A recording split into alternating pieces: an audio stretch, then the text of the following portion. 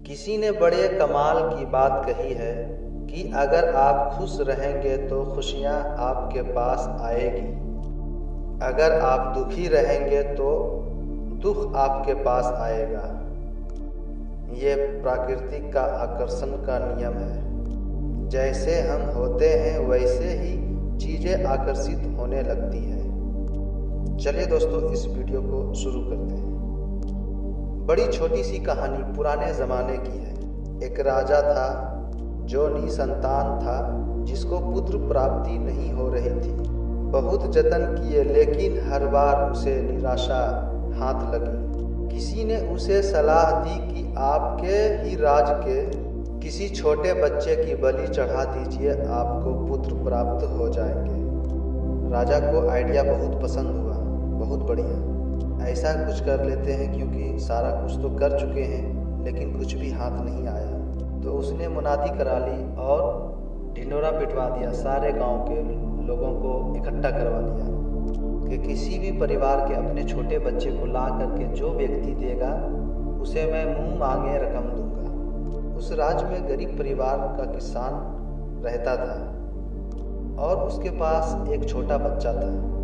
उन्होंने ये फैसला किया कि चलो मैं राजा के पास जाके दे देता हूँ इस बच्चे को और मुझे मुंह मांगी कीमतें मिल जाएगी। और उस परिवार के मुखिया जो थे, जो मेन गार्जियन थे, उन्होंने अपने बच्चे को राजा के पास लाके दे दिया।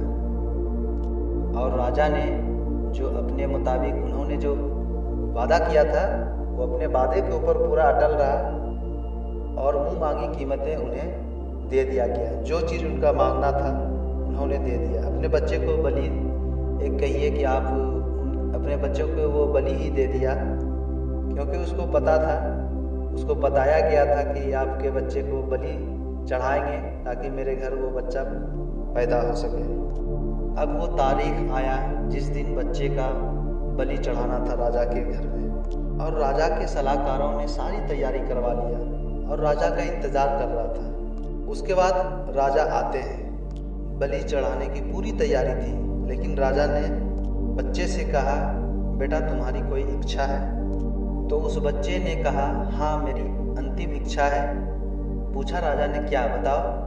तो उस बच्चे ने कहा, बस मेरे पास ढेर सारे रेत लाके रख दीजिए। तो उस बच्चे के ख्वाहिश के हिसाब से रेत मंगाया गया। उस बच्चे ने फटाफट छोटे छोटे 4 घर बना दिए और उस बच्चे ने पहली वाली घर को गिरा दिया, जो पहला मकान बनाया था। फिर उसी तरह से दूसरा बनाया, फिर उसको गिरा दिया, फिर तीसरा बनाया, फिर उसको भी गिरा दिया। और चौथे के सामने हाथ जोड़कर वो बैठ गया और आंखें बंद की और प्रार्थना किया। के बाद वो राजा से बोला, अब मेरी बलि चढ़ाया जाए, जो करना है कर लीजिए। तो उस बच्चे का बात सुनते ही राजा डर गया, सलाहकार डर गए, मंत्री डर गए। अरे इस बच्चे ने तो क्या कर दिया? इस बच्चे ने कौन सी विद्या अपनाई है, क्या विधि लगाई है? किसी को यह बात समझ में नहीं आ रहा था। सभी उस बच्चे से पूछने लगे, इसने तुम्हें क्या किया? ये काम तुमने क्या किया? ऐसा प्रार्थना क्यों किए? भगवान के सामने हाथ जोड़ के बैठे और कहा कि मुझे बलि चढ़ा दो।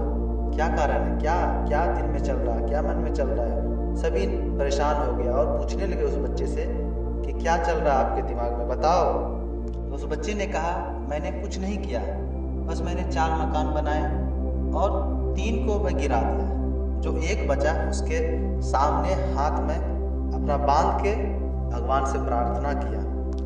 और उस बच्चे ने कहा, जो पहला मकान मैं गिराया वो इसलिए गिराया कि उसमें मेरे माता पिता का घर था और माता पिता का जिम्मेदारी था हमको बचाए, लेकिन उन्होंने पैसे के लालच में आके वो इंसान, जो इंसान हमको पैदा किया, वही इंसान हमको बेच डाला पैसे के लालच में आके। दूसरा जो मकान था जो हम उसको गिराए, वो गिराने का वजह था, वो दूसरा मकान इसलिए गिराए जो मेरे सगे संबंधी लोग थे, जो हमको खिलाते थे, घुमाते थे, जो आस पड़ोस के लोग थे, वो लोग का जिम्मेदारी था कि हमको बचाए, लेकिन उन्होंने भी नहीं बचाया।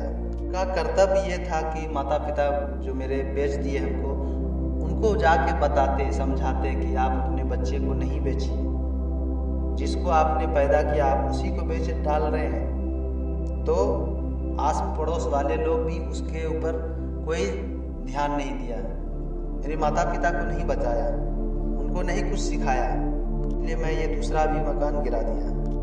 तीसरा मकान तो राजा साहब आपका था और आपका सबसे बड़ा कर्तव्य बनता था। आप राजा हैं, आपके ऊपर पूरा जिम्मेदारी है पूरा गांव का, अपने प्रजा का रक्षा करना। और आप क्या कर रहे हो? आप मेरी बलि चढ़ाने जा रहे हो, सिर्फ अपने घर की खुशियां को आगे बढ़ाने के लिए। आपको संतान नहीं हुआ है, जिसके वजह से आप ये सारी जो कारनामे हो रही है वो सारे आप गलत कारनामे अपना रहे हो, जिसके वजह से आज मेरा बलि चढ़ने वाला है। इसलिए मैं आज तीसरा मकान गिराया हूँ, इसलिए मैं आपका भी मकान गिरा दिया।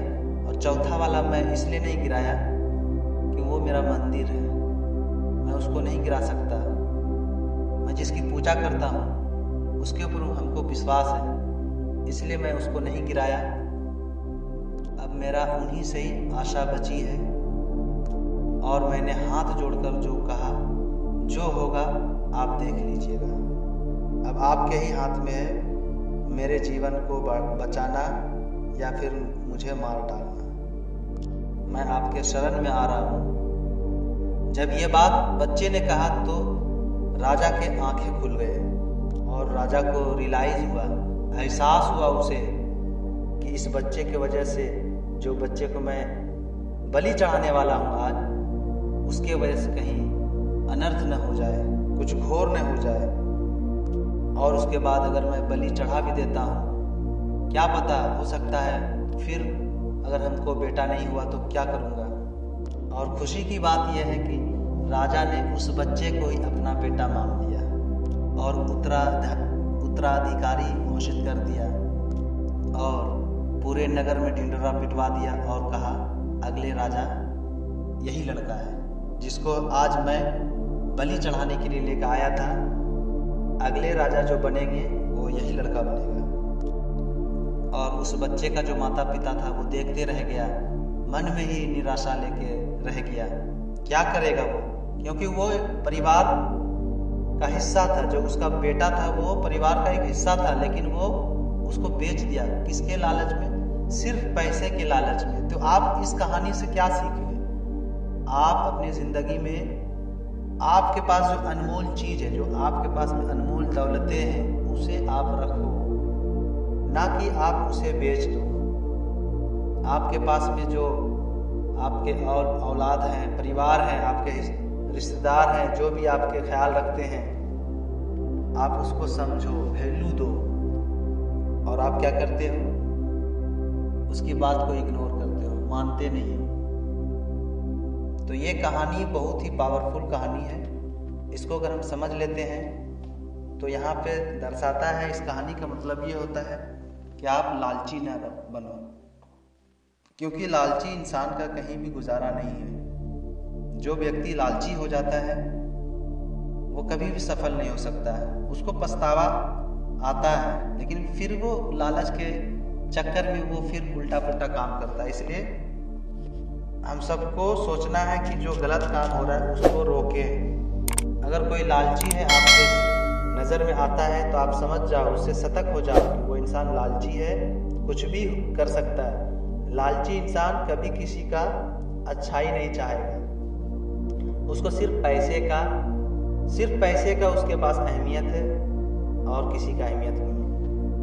आज देखो, इतिहास उठाओ, गुंडा, चोर, बदमाश, ये सब कौन है? लालच वाले लोग हैं। उसके पास में भी दो हाथ, दो पैर, दिमाग, सब चीज़ दिया गया है, बोलने का, बात करने का ज़बान है, वो सब चीज़ को समझता है, लेकिन चाहेगा वो इंसान तो काम काज करके अपना पेट पालन कर सकता है, लेकिन एक दूसरे का मर्डर करता है, छिनताई करता है, लोगों को छीनता है, राहे मुसाफिर का सारा सामान ले लेता है, गाड़ी छीन लेता है, बाइक छीन लेता है, पैसा छीन लेता है।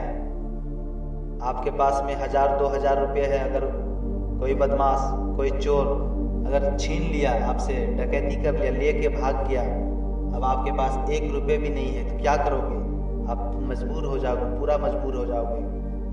अब आपके पास में अंधेरा छा जाएगा, आपके दिलो दिमाग पूरा अंधेरे में समा जाएगा, आपके पैर जो है वो ज़मीन खिसक जाएगी। इस तरह से आपके साथ में होता है।